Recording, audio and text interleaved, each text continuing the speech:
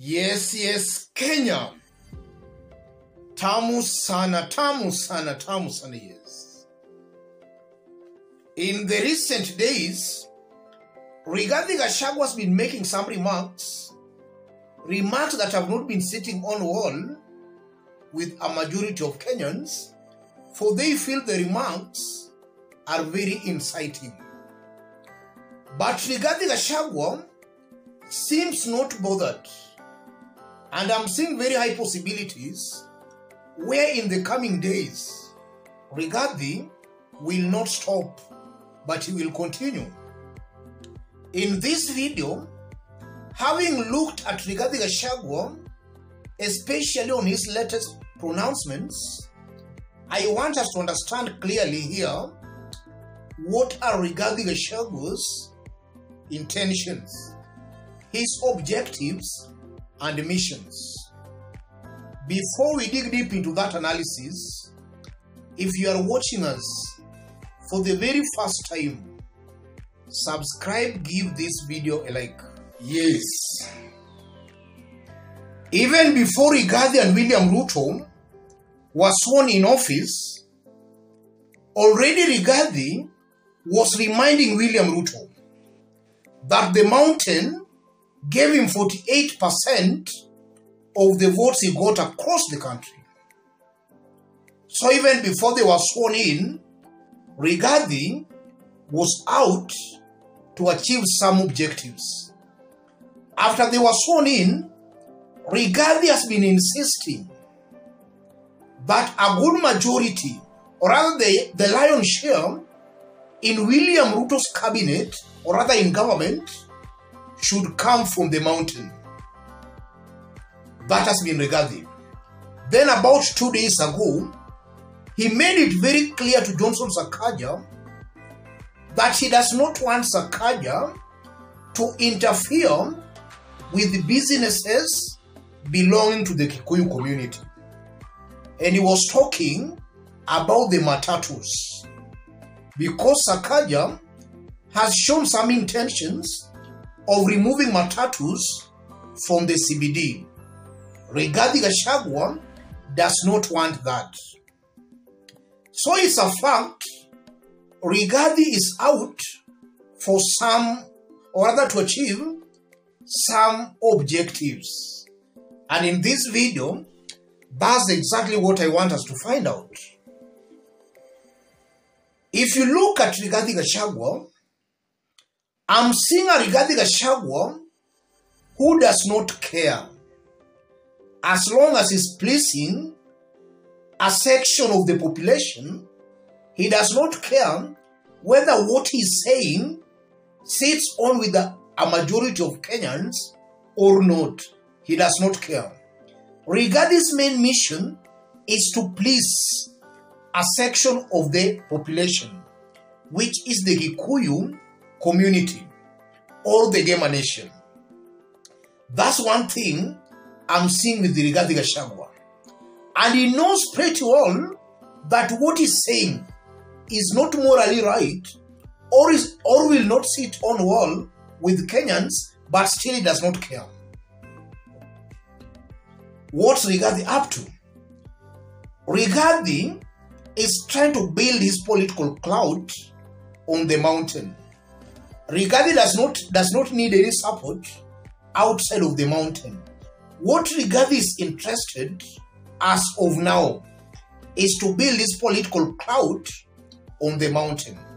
He wants to come out as the mountain defender, the mountain kingpin. That's why he has been talking the way he has been talking.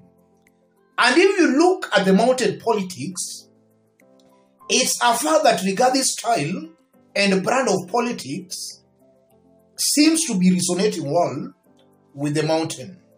At least looking on how they've been voting.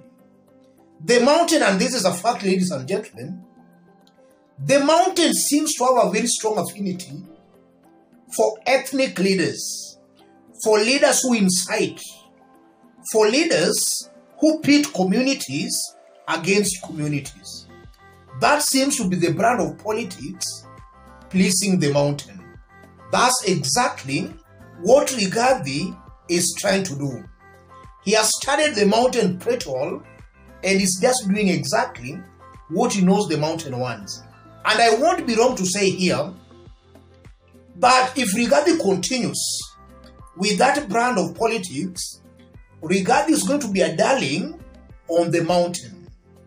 That's the unfortunate state, or that's the unfortunate reality in our Kenyan politics. And Rigathi's objective, or rather ultimate goal here, is to kick William Ruto out of the mountain. Because the moment the mountain sees Rigathi Gachagua as their main defender, they will dump William Ruto for Rigathi Gachagua. So Rigathi shall have succeeded in kicking William Ruto out of the mountain.